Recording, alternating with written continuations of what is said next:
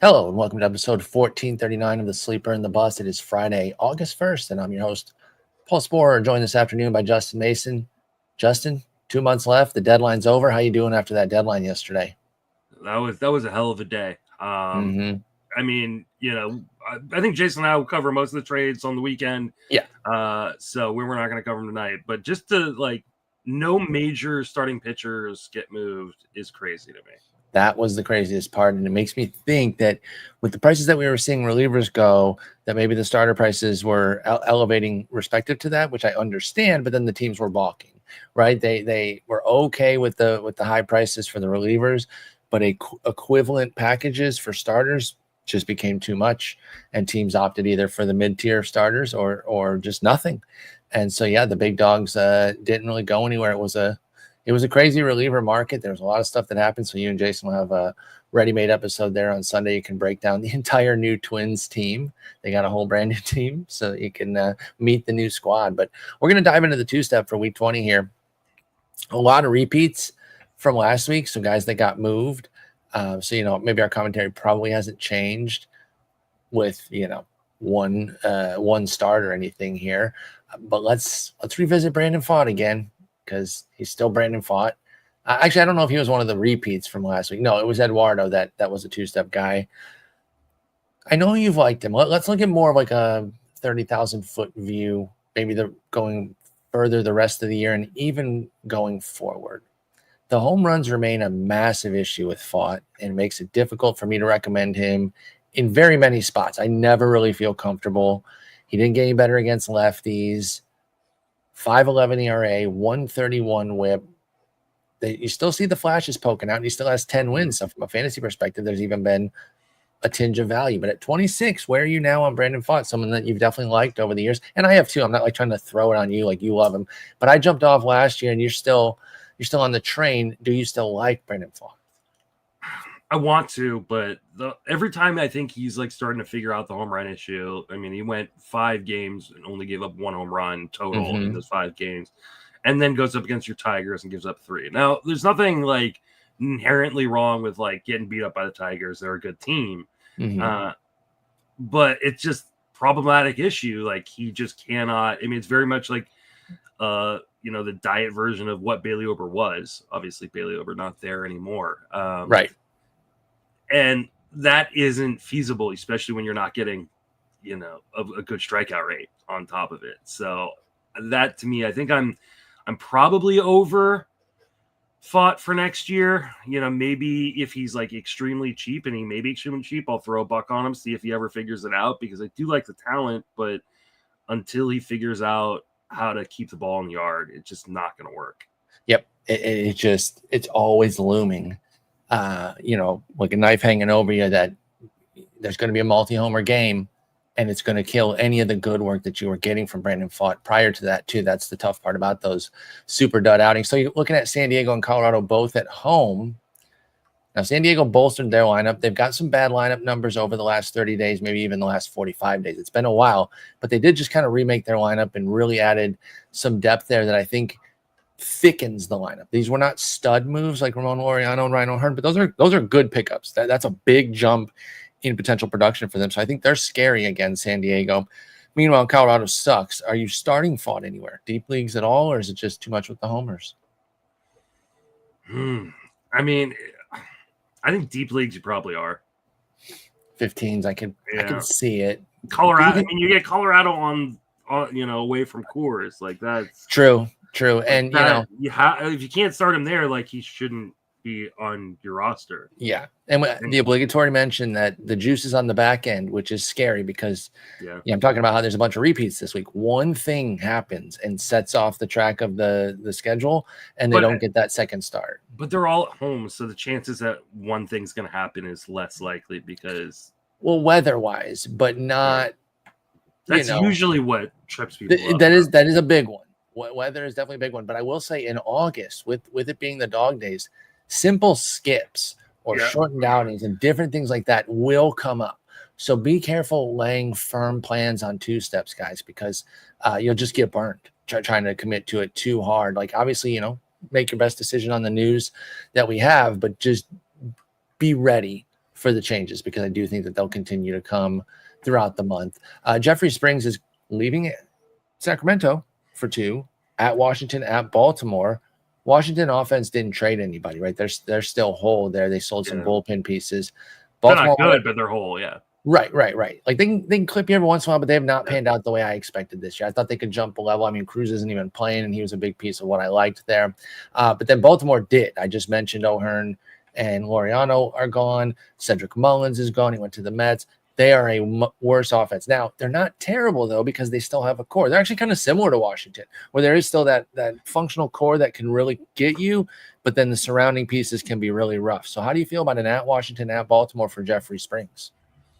I mean, Springs has been pretty good on the road this year, so I think I'm here for this one. I think, has he been one of the – because a few of them for the Athletics have not had huge home road. Yeah, okay, he's pretty tight home and road. Oh, yeah. He's actually got a little bit – like he kind of figured out Sacramento because he's only got a 2-point difference in ERA, and then he's actually a little bit worse in WHIP on the road. Now, that doesn't dissuade me from starting Springs here. I just brought it up to point out that he's actually figured out Sacramento a little bit, so maybe you can have a little more confidence with him at home. But for the 2 roadies, I like him in 15s, and I like Jeffrey Springs in 12s. Yeah, it doesn't give you a ton of strikeouts, but for the most and the win part, potential is medium at best. Probably worse now. But that, they only traded Mason Miller. And Mason Miller. Well, yeah, and that does hit win potential. I'm glad you brought that up, right? Yeah, because he's not closing it out anymore, and he was a monster. So you're right. That does sting it way more than like Andujar. So you're playing some ratios here, and it's risky with a guy who doesn't strike guys out. So that's what you're getting with Jeffrey Springs. Again, I think 15s, if you've got him, you're using him. He's been very good for you. And then 12s, he's kind of that fringe team streamer type, and I could go for him.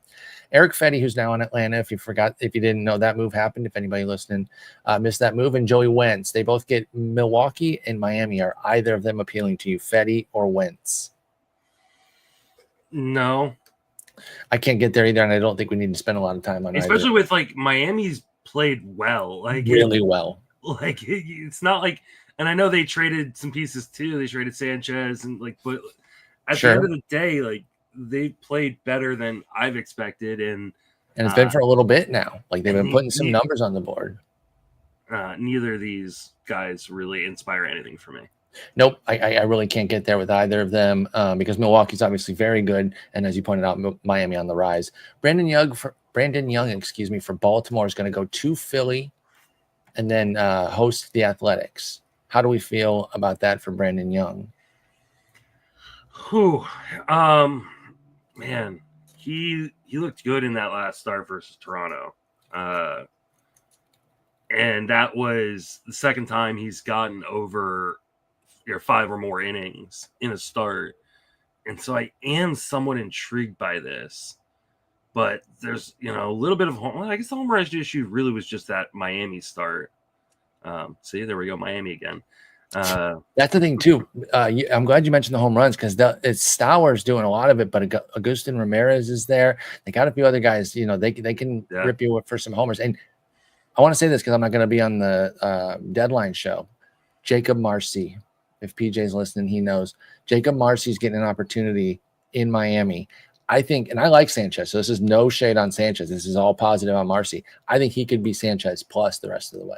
I also think Sanchez is going to dominate in Houston. So anyway, Jacob Marcy for Miami. You can't do anything. Now, Brandon Young, you mentioned he was better last time out. At Philly, though, was really scary here. And there's no support. Their bullpen wasn't very good anyway, and now it's ravaged. Bautista out, and then all the guys traded. And then, the offense is weakened. So this is a really tough one for me. I don't think I can get there with Young really anywhere. Yeah. Because, what do you get? The home versus Athletics one is the intriguing one, but that's the one that could get washed, too. Right. Because we saw him, he made a start, and then they sent him right back down. So, what happens if he makes, it doesn't even need to be rain out. Makes a start, they send him back down, and all of a sudden, you just wore a Philadelphia one. So, I'm probably with you on this one. Yeah, I think Brandon Young, be careful out there. Brian Bayo, this is actually more about asking if he's graduated to must start, where we don't put him on the list anymore for a bit. Kansas City and at San Diego. Easy starts. So again, don't worry about that. But it's a 2.86 ERA, 1.11 WHIP in the last 13 outings for Brian Bayo. He's in a big groove right now.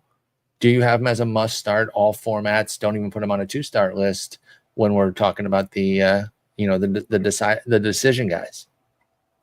I kind of do. I kind of think this I is. think it is worth it. Yeah.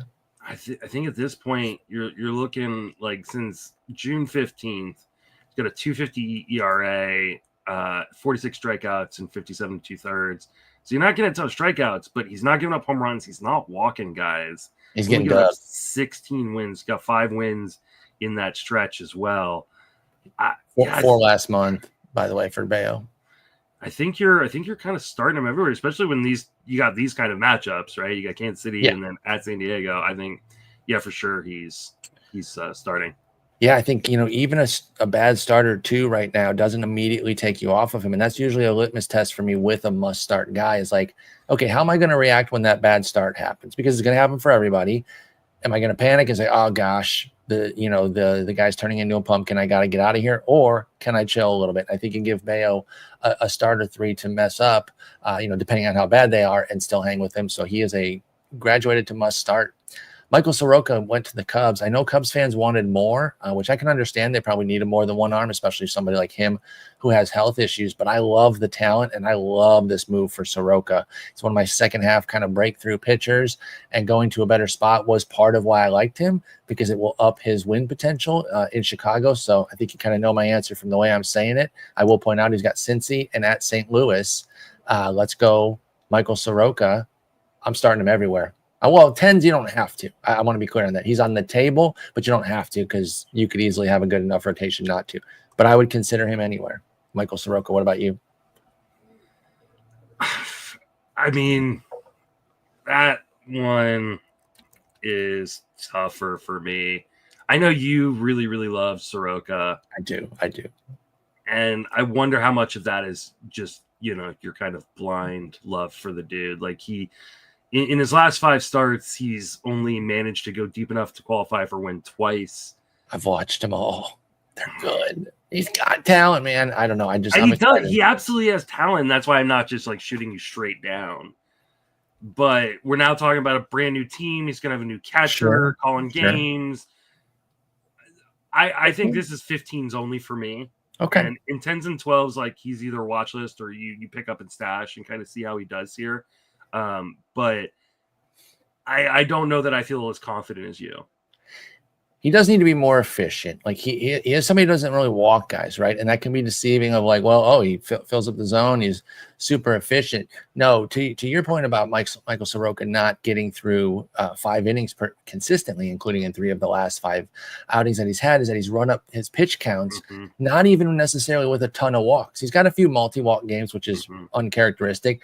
But it's the deep counts to even get the outs sometimes. It's laborious. And again, I've watched Soroka. I like him, and it gets frustrating in kind of the 3rd and 4th inning pivot point there where you're like, oh, come on, man. Like, you're right there. And maybe it's just a stamina thing. He's been through a lot of injuries that have been in his base. It's where you get your power from. And maybe he just runs out of juice and he's really a 3 to 4 inning guy. But I really, really do like the arm talent. I don't know at a snapshot how I feel about Chicago's pitching development. I can't put heads or tails if I think they're like good or bad, but they're a good team. Yeah, they're a good team, and it could be too like maybe the Nationals didn't want to push him too much because they want to risk breaking before they could flip him. Bingo. So, perhaps I'm not saying that's true, 100% true, but I think that's plausible for sure. Like that's a plausible scenario in where Chicago goes, hey, he's a free agent at the end of the year. We need innings. We're gonna let him. Yeah, we're gonna let him eat these innings, and then if it works out, like maybe we can re-sign him. But we're just gonna see what you got here, kid, and go for it. So I do see a scenario in which Chicago goes, we're trying to win, and right. Let's pedal to the metal with it. We can't let you just go 4 innings every time and expect to not burn out our bullpen. So I could definitely see it. I'm more tentative on it, so that's why for me it's 15s kind of maybe, and then 10s and 12s, like I said, watch list or pick up and stash. It'll be a big week to see how they do handle him in Chicago. Do they push him a little bit and say, Soroka, you do have to put up the innings, or if he is still kind of in that 3-4, then maybe I'll back off my aggression. especially when you've got two division opponents that are not out of this. Like, Yes, the Cincy and St. Reds. Louis. I mean, Cincy's fully in the mix, and St. Yeah, Louis is on the fringes of the mix for sure. yeah, yeah. I All mean, right, let's move to Slade Ciccone. He's repeating from last week, and I think we were pretty positive on him. He's another one of these with the tough one on the front end and the juice on the back end at the Mets, at the White Sox. So, you got to take on the Mets to get it. I do like Ciccone. That bullpen isn't as good, obviously, with Clase out. They didn't really trade anything else, did they? I can't remember. Well, they traded Bieber, who wasn't really, he's not really off the team, though, and Sewald was hurt. So, yeah, they didn't really lose a bunch of other stuff, but they did lose Clase. So, that takes out of. After do you see the news on Clase today? No. They've removed Clase and Ortiz's lockers from the locker room. Oh, is it like they're done? Yeah, I think. Oh no, Aranda on the IL with a broken wrist too. Did you see that? No, I didn't see that. Yeah, that stinks, dude. Yeah, so their names are not on their lockers. I don't think they're coming back. Yeah. Well, so anyway, bullpen's still good. Cade Smith still locking it down. So I don't think it kills the win potential there, and the offense is medium. The tough part again is that, like, if there's anything that changes in the lineup, then you get only an at the Mets. Is Ciccone good enough that you would take that? I think he's elevated to a level that's not the end of the world to me. I'm going to go with him in 15s and 12s for sure. Slade Ciccone. What about you? I think so too. I think that's, okay. I'm rolling. I like Ciccone a lot. And you can check last week's episode too to get more detail, because we did go deeper on him because he's a repeat for this week. Mm-hmm. So is Davis Martin, which I don't think we were all that interested in. I think we spent more time talking about how Davis Daniel and Davis Martin were on the list 2 weeks in a row. What I said about him is, like, I can see the argument in quality starts leagues because that's right. He does tend to go deeper into games now. He didn't in his last one, but it was against Philadelphia. Yeah, and he went 5 2/3. He was right there. Yeah, he was right there. He should against at least Cleveland and then potentially against Seattle. So, like, I can see a world in which you're using him. And I mean, he's pitched, fairly well so far. So I honestly 15s, I think I'm rolling with Davis Martin, and 10s and 12s, I'm kind of making a decision. At Seattle, at Cleveland for Davis Martin, so not too bad. Mm-hmm. Jason Alexander is going to be at Miami and at the Yankees. Now, he is a former Seinfeld actor. Well, he's also a former Seinfeld actor, yes. It's George Costanza. Mm-hmm. He's pitching for Houston, by the way. I remember him with Milwaukee, mm-hmm. and I still associate him there. This is for Houston. At Miami, at the Yankees is pretty tough. I can't find any interest in Jason Alexander. What about you? Okay, let's move on. We got a couple of Marlins here. Sandy Alcantara and Cal Quantrill. They did not trade Edward Cabrera. Bad move. They didn't trade Sandy either, which I think is more forgivable. But I think they should have sold high on Edward as I laid out. But Sandy gets Houston and at Atlanta. It's funny, again, the juice is on the end. I know it's weird to say, but at Atlanta is the better of these two starts for sure. How do you feel about this with Sandy? Is he back into not must start mode, but like usually starting mode? I think he's like what I said about like Yuri earlier on this season, which is like, I think you're like kind of pot committed at this point. Like if you still have Sandy on your roster, you're using him, right? Like that's a great phrase for it, which I think I said when you said the Yuri thing. Yep. So like if you're, I mean, you've gotten 2 straight great starts from him, and you just kind of got to roll with it and hope the blow up doesn't happen. I completely agree there with Sandy Alcantara. You are pot committed, and I'm fine rolling with it. Is Cal Quantrill doing anything for you? Houston and Atlanta. I think he's had some good starts. I feel like here's the thing. Every time I look at box score that he's in, he's thrown a gem. And then I look up and he's got, an upper 4s, low 5s ERA and a 130 something whip. So I've like selectively landed on his good outings because he has some good ones, but I'm not interested. What about you with Cal Quantrill? It's the blow-ups. The blow-ups like come back and haunt him. And that's really what it is with a bad pitcher. It's not that you can never be good, right? Most guys that stick around for any amount of time, they're going to have good, even excellent starts. It's when they're off and they get absolutely pummeled that erases so much of the good work. And I think that's, you don't have a ton of upside in a guy like Quantrill who has a 19% strikeout rate. That's so bad in today's game. And it's a 131 whip. So like, I think I'm passing on that. Yep, I totally agree. I can't remember our last talk about Quinn Priester. I am a big fan. Yes. And I was less concerned, or I've been less loving what he's been doing. He stood up against the Cubs. It wasn't a huge outing. 8 hits, scattered over 5 2/3, but only 2 runs, 3 strikeouts, 2 walks. Didn't give up a homer. So that's a survival. And they got the win. He got a win as well. He's now won 4 straight. He was excellent in 3 of them. And then the other was that Cubs outing. And he faced 3 playoff teams with the Cubs, Seattle, Dodgers, and then the other one was Washington. Priester's looking great. Is he selling you at all? Is he bringing you on board? And I'll mention the matchups are at Atlanta and home to the Mets for Quinn Priester. I mean, I think this is one you just gotta hope the magic doesn't wear off. Like I don't buy that he's this good, but I also like Milwaukee just figures this out every year with that's why you should buy it. And that's what I mean. Like I think you're just riding it. Like, you know, like next year he'll be overdrafted. Nope. And I think it will not be as pretty as it has been, but don't buy as much. Oh, sorry, I got to catch my throat. Yeah, exactly. So, but yeah, I think you're rolling with this, and it's a tough matchup to start the week, but Atlanta hasn't been any good. So no, he gets the Atlanta one first, and then he gets the Mets. Sorry, so I was looking at his tough one's on the end. Yeah, so like maybe that one gets washed, and you don't have to worry about it anyways. So yeah, that'd be fine. In this case, fine with that. Yeah, you'd be fine with that one. So. I think I'm rolling with this one.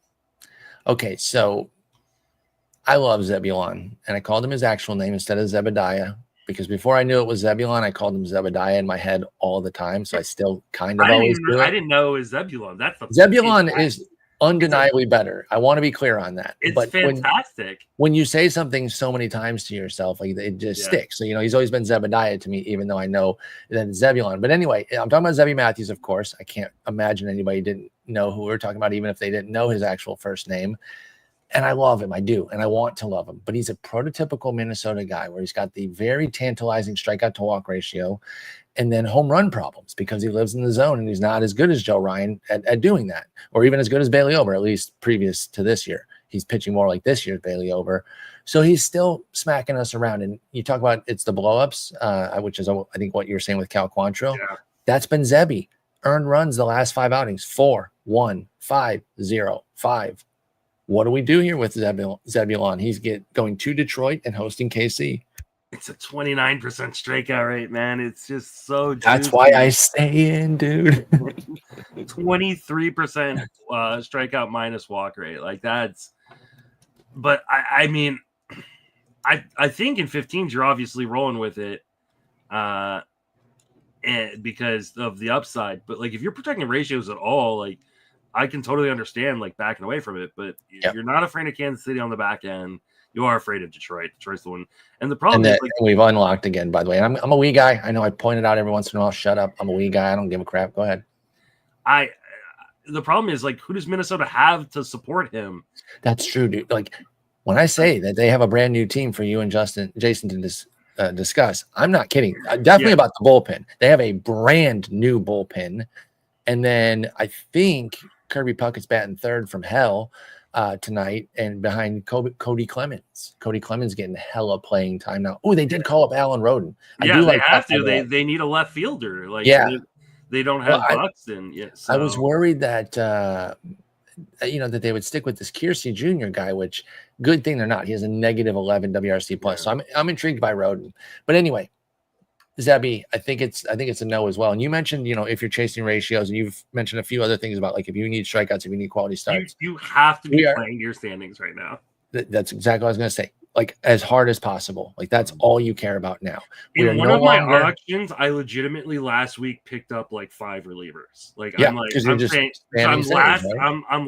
strikeouts, and I'm like, okay, well, screw strikeouts. I'm just gonna go for ERA, whip, and hope that I can keep enough wins in there that I don't fall too far down the standings there. But I need ERA, whip, and saves, and so I legitimately picked up 5 relievers last week.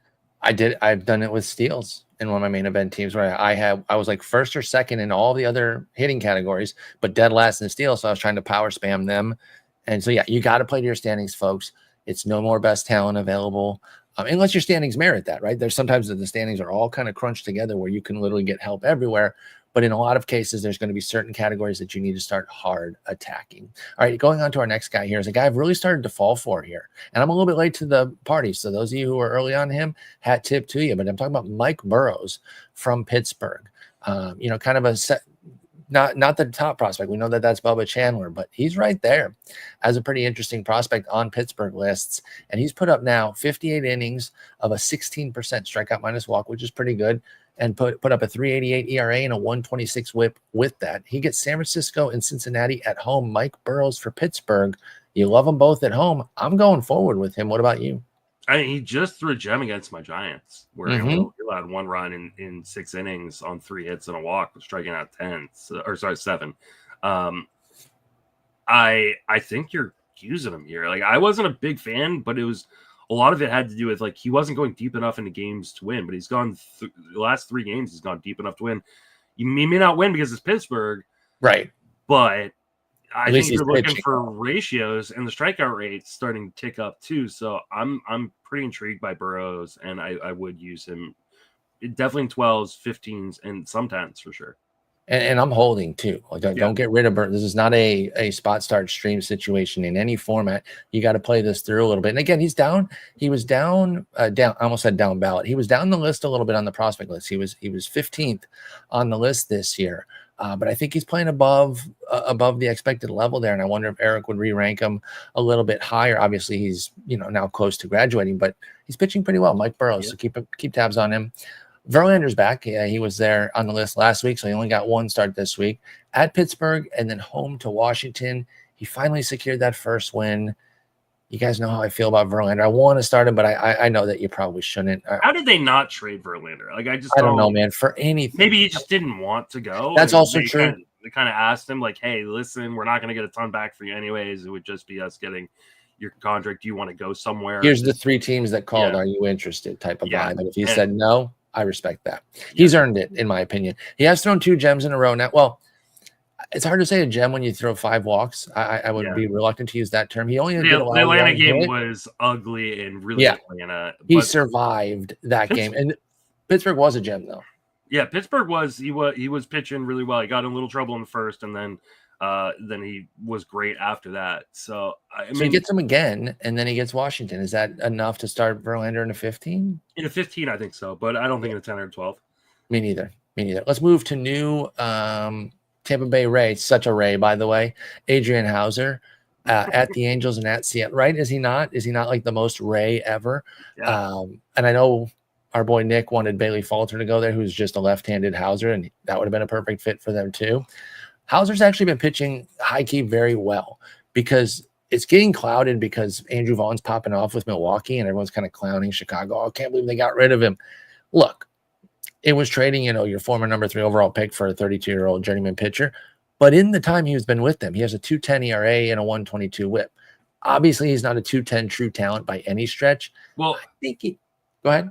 Hauser wasn't part of that trade. That was Savali. Oh, that was Savali. I'm sorry. Hauser was literally cut by the Rangers AAA team. Right. And I remember being pissed about that because I drafted him in leagues. The number of times I've confused Savali and Hauser is astonishing. And I'm surprised it's the first time I've done it on the podcast. I forever intermingle those two. So pardon me on that. At any rate, I wasn't wrong about Hauser dominating, at least from a result standpoint. 2.10 ERA, 1.22 whip. I don't think he's going to hold on that well with the Rays, obviously, because he was going to regress no matter what. But is he going to be fantasy viable in 15s and maybe some 12s? He gets at the Angels and at Seattle. Especially on the road. I mean, I don't want to see him pitching in Tampa, but Tampa's got more games on the road rest of the way. So, yeah, I think he's going to be viable in 15s for sure. Hauser actually been scooping wins with Chicago. He's 6-2. So, you can't even say like, oh, he has one chance. 2.10 ERA. I mean, like that's in 11 starts. Like that's not nothing. Like not to say that he's going to do that. Like he's got a 4.14 xFIP. His home run rate is below 0.4 right now. And it's all that, by the way. But it is quite literally all that because his BABIP isn't even crazy. But in his a 15, if you got a 4 ERA the rest of the way, like that's what I'm saying. No, I agree. Like the Hauser that you should be expecting is a 3.8 to 420 guy, and that is useful in 15s, and it has spot starting ability in 12s.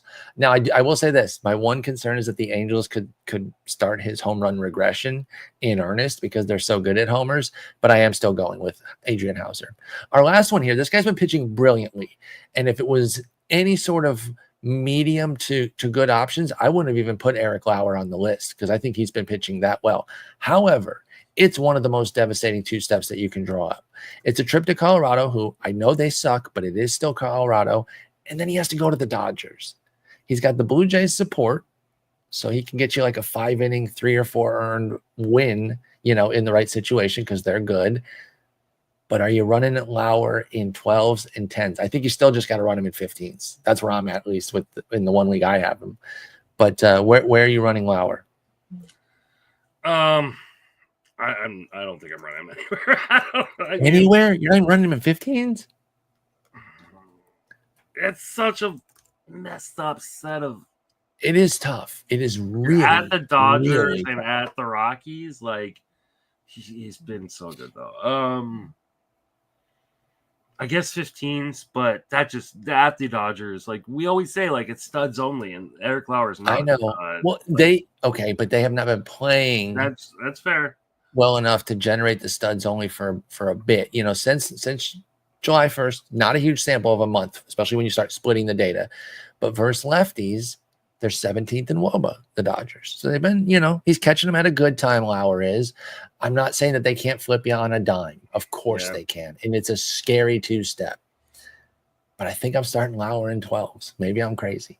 I'm not doing 12 and 15. Okay. I would, but 12. I'm a crazy person. All right, 15s all the way, 12s if you're psychotic like me.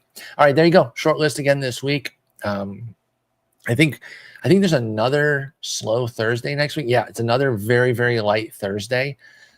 And so that probably cut, because remember this week there was only 3 games. I think there's only 4 next week. 1, 2, 3, 4, 5, 6, 7, 8. Yep, 8 starters means 4 games. So these first 2 Thursdays out of the All-Star break have just been super, super tiny slates, which has made fewer 2-steps. So, all right, Justin, enjoy talking deadline on Sunday with Jason, and we'll be back next week. And we'll also do an episode with Joe. Obviously, with the deadline, things were a little bit thrown out of whack this week, but I'll talk to you early next week. Take it easy. Peace.